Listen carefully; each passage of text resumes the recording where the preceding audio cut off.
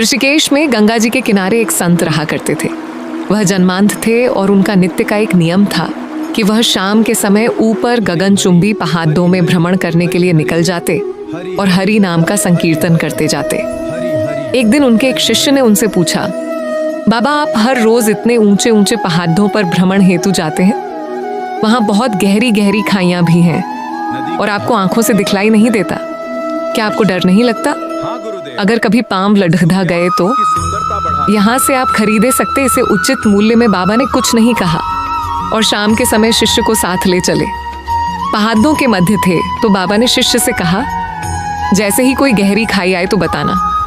दोनों चलते रहे और जैसे ही गहरी खाई आई, शिष्य ने बताया कि बाबा गहरी खाई आ चुकी है। बाबा ने कहा, मुझे इसमें धक्का दे दे। अब तो शिष्य इतना सुनते ही सकपका गया। उसने कहा, बाबा मैं आपको धक्का कैसे दे सकता हूँ, मैं ऐसा हरगिज नहीं कर सकता। आप तो मेरे गुरुदेव हैं, मैं तो किसी अपने शत्रु को भी इस खाई में नहीं धकेल सकता। बाबा ने फिर कहा, मैं कहता हूँ कि मुझे इस खाई में धक्का दे दो, यह मेरी आज्ञा है और मेरी आज्ञा की अवहेलना करोगे तो नर्कगामी होगे। शिष्य ने कहा, बाबा मैं नर्क भोग लूंगा मगर आपको हरगिज इस खाई में नहीं धकेल सकता। तब बाबा ने शिष्य से कहा, रे नादान बालक, जब तुझ जैसा एक साधारण प्राणी मुझे खाई में नहीं धकेल सकता तो बता मेरा मालिक भला कैसे मुझे खाई में गिरने देगा।